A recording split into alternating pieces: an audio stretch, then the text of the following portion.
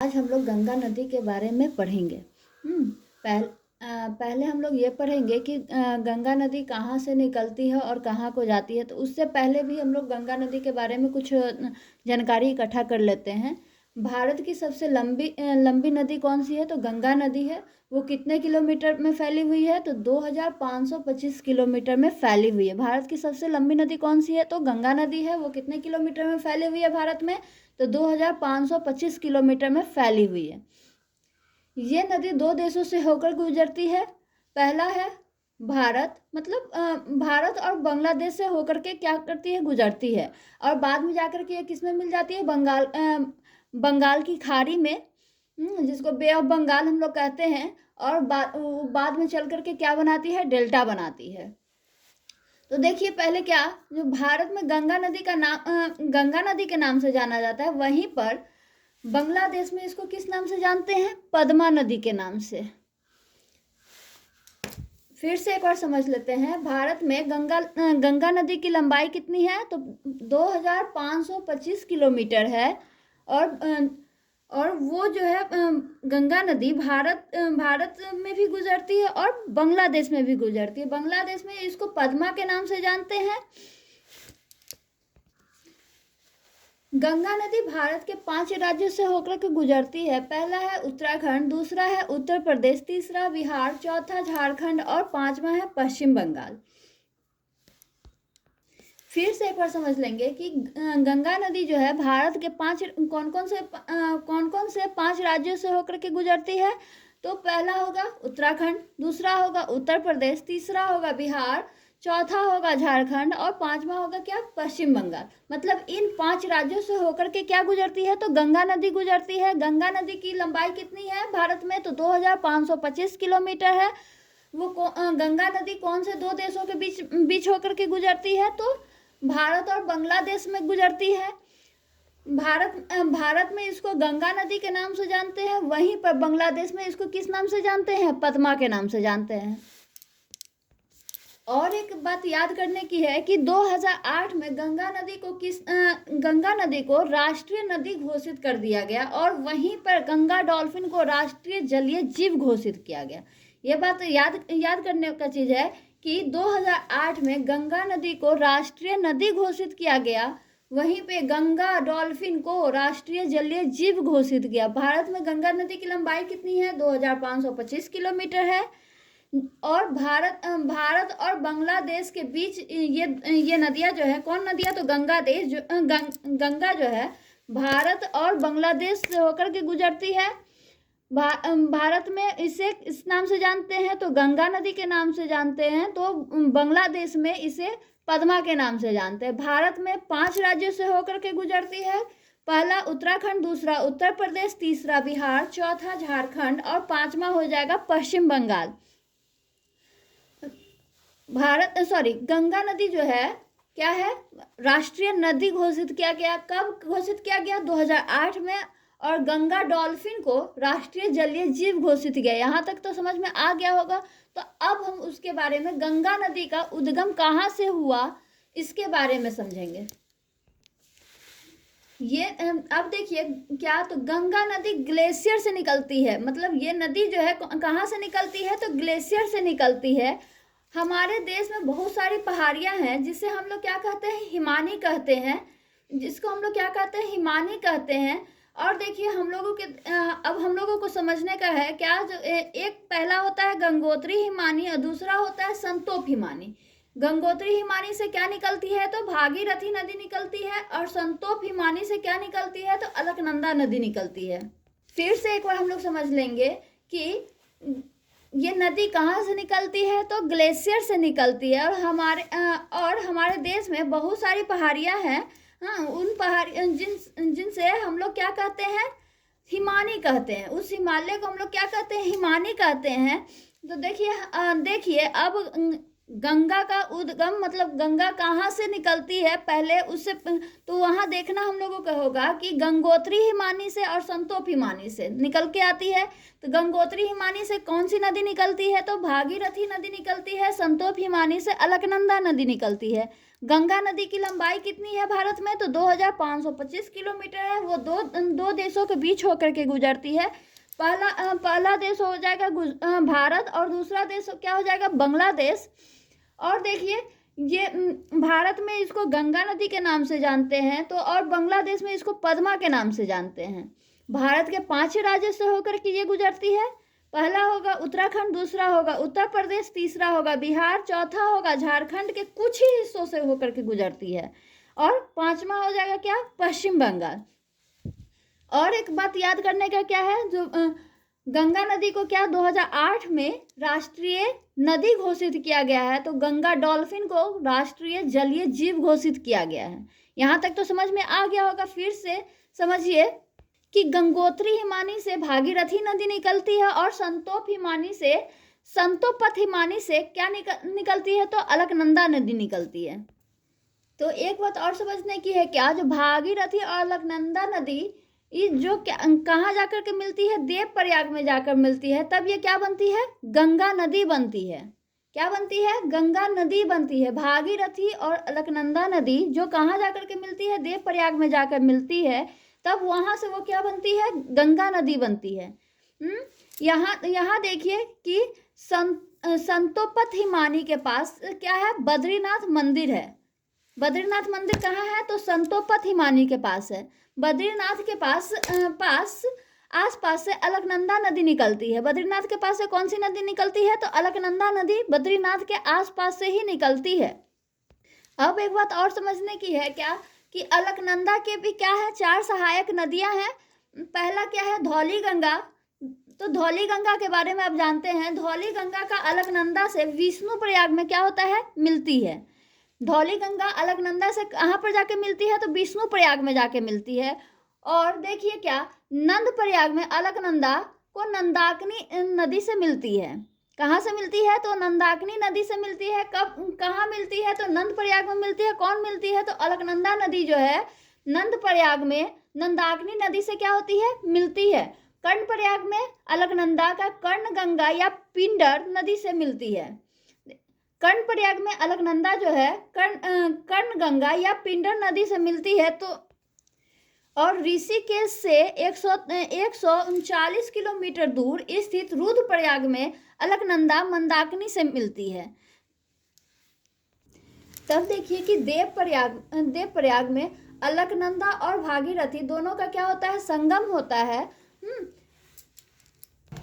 देखिए कि अलकनंदा और भागीरथी दोनों नदियों का संगम कहाँ पे होता है? तो देवप्रयाग में होता है। इस संगम को आगे हम लोग क्या कहते हैं? इस संगम के आगे यह संयुक्त नदी क्या कहलाती है? तो गंगा कहलाती है। इस संगम के आगे ये दोनों जो संगम होता है उसके आगे जब हम लोग क्या कहते हैं? गंगा कहते हैं। उससे पहले ये दोनों क्या होती है? अलग अलग रहती है। क्या? एक भागीरथी नदी रहती है, एक अलकनंदा नदी रहती है। तो देखिए एक बात और क्या है याद रखने का, देवप्रयाग को सुदर्शन क्षेत्र भी कहा जाता है। क्या कहा जाता है? देवप्रयाग को सुदर्शन क्षेत्र भी कहा जाता है। और देवप्रयाग जो है उत्तराखंड के टिहरी गढ़वाल जिले में स्थित एक तीर्थ नगरी है। टिहरी गढ़वाल जिले में स्थित क्या है? एक तीर्थ नगरी है। यह 5 प्रयागों में से एक देवप्रयाग को पवित्र संगम भी कहा जाता है। देवप्रयाग को क्या कहा जाता है? पवित्र संगम कहा जाता है। यहाँ पे क्या होते हैं? 5 प्रयाग क्या हो जाते हैं? मिलते हैं। 5 प्रयाग क्या होते हैं? मिलते हैं। कौन कौन से प्रयाग? तो विष्णु प्रयाग, नंद प्रयाग, कर्ण प्रयाग और रुद्रप्रयाग कहाँ आकर के मिलते हैं? तो देवप्रयाग में आकर के मिलते हैं। समझ गए? तो यहाँ पर देखिए अलकनंदा और भागीरथी दोनों नदियाँ क्या हो जाती है? मिलती है। कहाँ मिलती है? तो देवप्रयाग में मिलती है।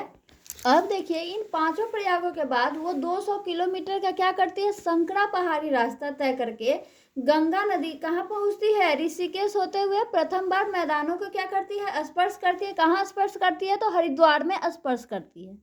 फिर से समझने का बात है क्या, जो देखिए अलकनंदा के कितने सहायक नदियां हैं? तो 4 सहायक नदियां हैं। उसमें से देखिए पहला क्या है? धौली गंगा, जो क्या होती है? अलकनंदा से विष्णु प्रयाग में क्या करती है, जाकर के मिलती है। धौली गंगा जो है क्या, धौली गंगा का अलकनंदा से कहाँ पर मिलन होता है, तो विष्णु प्रयाग में मिलन होता है, मिलती है। और देखिए नंद प्रयाग में अलकनंदा का नंदाकिनी नदी से मिलती है। कर्ण प्रयाग में अलकनंदा किस नदी से मिलती है, तो कर्ण गंगा या पिंडर नदी से मिलती है। ऋषिकेश में 139 किलोमीटर दूर स्थित क्या, रुद्रप्रयाग में अलकनंदा मंदाकिनी नदी से मिलती है। तो ये जाकर के क्या बन जाती है, देव प्रयाग। ये सब जहाँ एक जगह बनेगी, मिलेगी, तो वहाँ वो क्या हो जाता है, क्या कहलाता है, देव प्रयाग कहलाता है। क्या कहलाता है, देव प्रयाग। और देव प्रयाग के बाद ही हम लोग इसको किस नाम से जानते हैं, गंगा नदी के नाम से जानते हैं।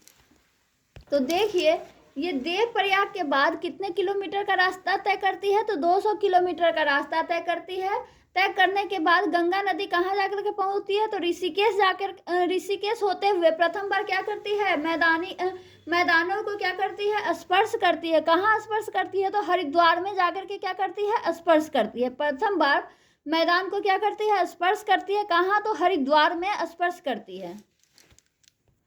और हरिद्वार से लगभग 800 किलोमीटर मैदानी यात्रा करते हुए बिजनौर, गढ़मुक्तेश्वर, फर्रुखाबाद, कन्नौज, बिठूर, कानपुर होते हुए गंगा कहाँ जाकर के पहुँचती है, तो प्रयाग पहुँचती है। कहाँ पहुँचती है, तो प्रयाग पहुँचती है। यहाँ देखिए कन्नौज, रामगंगा नदी जो है ना, कन्नौज के पास गंगा में क्या हो जाती है, मिल जाती है। रामगंगा नदी लघु हिमालय पर्वत श्रृंखलाओं से निकलती है। रामगंगा नदी कहाँ से निकलती है, तो लघु हिमालय पर्वत श्रृंखलाओं से निकलती है। और क्या देखिए, और रामगंगा नदी के भी कई सहायक नदियाँ हैं। उसमें से क्या है, देखिए पहला क्या, गौरी गंगा, कोसी, अरील, खोह और देवहा है। रामगंगा नदी को उत्तराखंड के पौड़ी और चमोली जिलों से निकलती है और उत्तर प्रदेश में बहती है। रामगंगा नदी कहाँ से निकलती है, तो उत्तराखंड के पौड़ी और चमोली जिलों से निकलती है। और कहाँ बहती है, तो उत्तर प्रदेश में बहती है। फिर से एक बार समझने का है कि रामगंगा नदी कन्नौज के पास गंगा में मिल जाती है। कन्नौज देखिए, रामगंगा क्या है, रामगंगा एक नदी है जो कहाँ जाकर के मिलती है, कन्नौज के पास। किस में मिल जाती है, तो गंगा में मिल जाती है। रामगंगा नदी कहाँ से निकलती है, तो लघु हिमालय के पर्वत श्रृंखलाओं से निकलती है। और रामगंगा नदी के भी कितने सारे सहायक नदियां हैं, उसमें से नाम कुछ हम बता रहे हैं। पहला देखिए गौरी गंगा, दूसरा क्या है कोसी, तीसरा क्या है अरील, चौथा क्या है खोह और देवहा। ये सब क्या है, रामगंगा के सहायक नदियां हैं। और देखिए क्या, रामगंगा नदी जो है उत्तराखंड के पौड़ी और चमोली जिलों से निकलती है और उत्तर प्रदेश में क्या होती है, बहती है।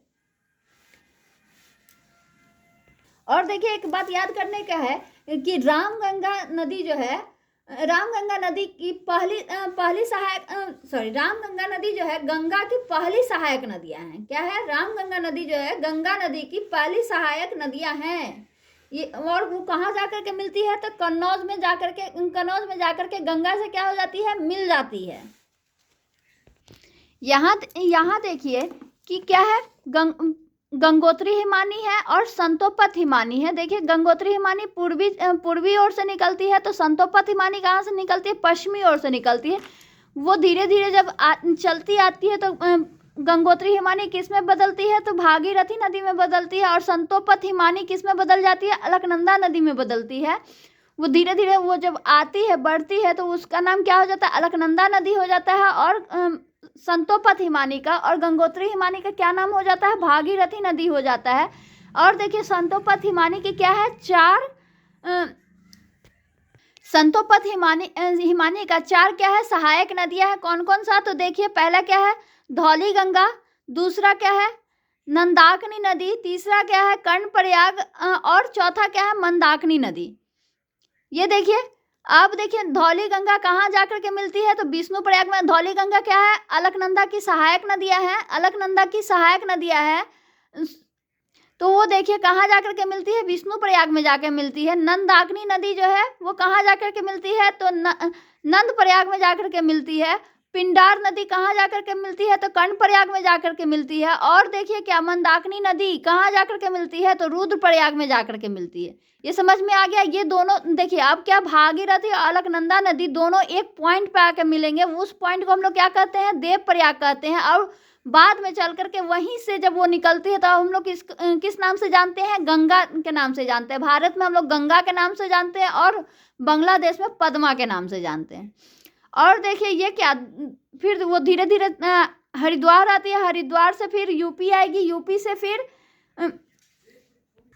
फिर उसके बाद देखिए क्या, बिहार, उसके बाद झारखंड, और उसके बाद क्या हो जाती है, वो वेस्ट बंगाल में चली जाती है। मतलब फरक्का बैराज किस में जाकर के, फरक्का बैराज कहाँ हो जाती है, वेस्ट बंगाल में मिलती है। वेस्ट बंगाल क्या कहाँ है, वो हम लोगों, तब देखिए देवप्रयाग के बाद जो है वो 200 किलोमीटर का क्या करती है, संकरा रास्ता तय करते हुए वो कहाँ पहुँचती है, ऋषिकेश। ऋषिकेश होते हुए क्या, प्रथम बार मैदानी को स्पर्श करती है, मैदान को स्पर्श करती है। वो कहाँ स्पर्श करती है, तो हरिद्वार में। यहाँ देखिए हरिद्वार में प्रथम बार क्या करती है, मैदान को स्पर्श करती है।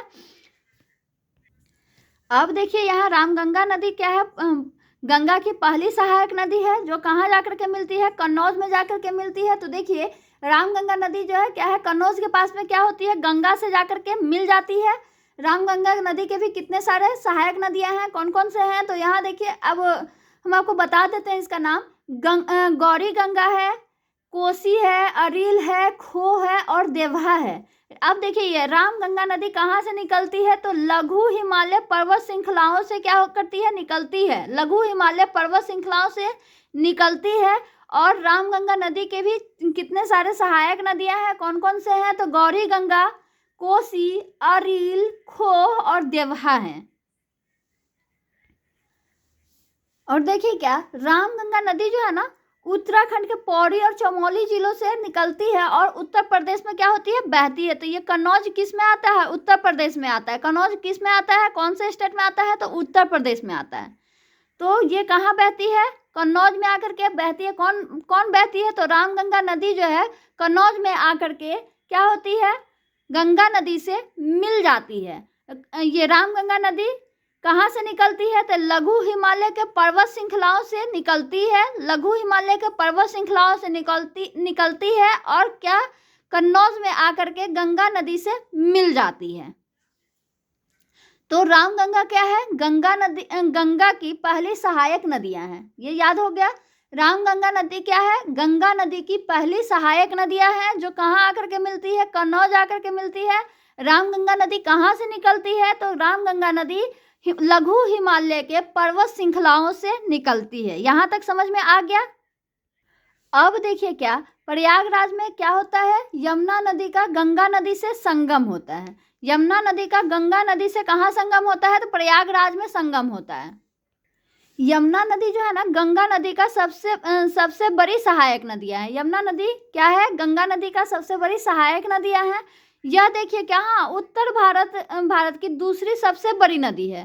कौन उत्तर भारत की दूसरी सबसे बड़ी नदी है, तो यमुना नदी। यमुना नदी जो है उत्तर भारत की दूसरी सबसे बड़ी नदी है। यमुना नदी यमुनोत्री से निकलती है। कहाँ से निकलती है, तो यमुनोत्री से निकलती है और क्या, प्रयागराज में गंगा से मिल जाती है। यमुनोत्री से क्या निकलती है, तो यमुना नदी निकलती है और प्रयागराज में क्या हो जाती है, मिल जाती है। किससे मिल जाती है, तो गंगा से मिल जाती है। यमुना का भी, यमुनोत्री का भी यमुना का कितने सारे सहायक नदियां हैं, तो देखिए यहाँ पर चंबल नदी, वो क्या है, एमपी में, मध्य प्रदेश में बहती है। बेतवा नदी विंध्या पर्वत से निकलती है मध्य प्रदेश में।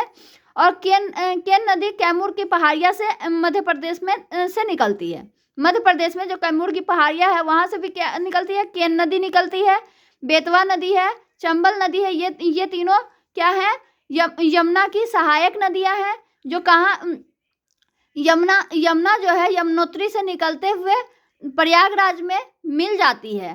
किससे मिल जाती है, तो गंगा नदी से मिल जाती है। इनके कितने सारे सहायक नदी है, तो किनके सारे सहायक नदियां हैं, तो यमुना के सहायक नदियां कौन कौन से हैं, तो चंबल नदी, बेतवा नदी और केन नदी। अब अगर यहाँ तक समझ में आ गया होगा तब अब हम लोग क्या करते हैं, थोड़ा सा आगे बढ़ते हैं। अब देखिए क्या है, गोमती नदी। गोमती नदी कहाँ से निकलती है? तो उत्तर प्रदेश के पीलीभीत जिले, पीलीभीत यहाँ जो लिखे हुए वो क्या है, उत्तर प्रदेश में पड़ता है। पीलीभीत जिला है कि माधोटंडा गांव से गोमत ताल से क्या निकलती है, कौन निकलती है? तो गोमती नदी निकलती है। गोमती नदी उत्तर प्रदेश के पीलीभीत जिले के माधोटंडा गांव के पास से क्या गोमत ताल से निकलती है। कौन निकलती है? तो गोमती नदी निकलती है।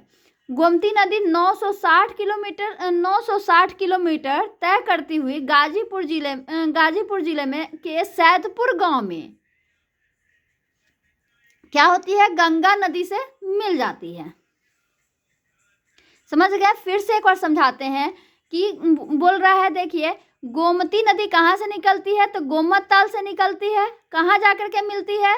तो जाकर के गाजीपुर में मिल जाती है। गोमती नदी गाजीपुर में जाकर के किससे मिल जाती है? तो गंगा नदी से मिल जाती है। तो उससे पहले देखिए क्या, गोमती नदी जो है उत्तर प्रदेश के पीलीभीत जिले के माधोटंडा गांव के पास से गोमत ताल से क्या होती है, निकलती है।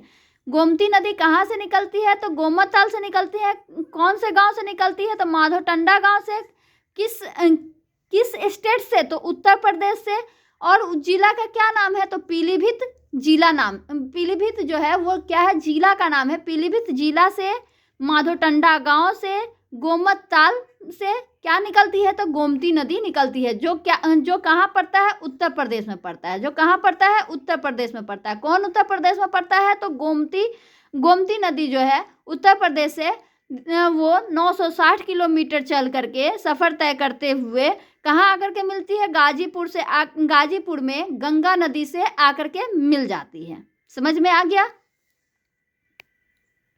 अब देखिए क्या, अब हमको किसके बारे में पढ़ना है? काली नदी के बारे में। काली नदी क्या है? यहाँ देखिए काली नदी और कर्णाली नदी। यहाँ देखिए काली नदी और कर्णाली नदी। अब देखने का बात है क्या, ये दोनों नदियाँ कहाँ से निकलती है? हिमालय से निकलती। कहाँ से निकलती है? हिमालय से निकलती है। और देखिए क्या, अब समझने वाली बात है कि काली नदी जो है ना, भारत और तिब्बत की सीमा पर स्थित काली माता मंदिर के पास से गुजरती है। काली नदी जो है कहाँ से गुजरती है? तो काली माता मंदिर के पास से गुजरती है। कहाँ? तो भारत और तिब्बत का जो सीमा स्थित जो होता है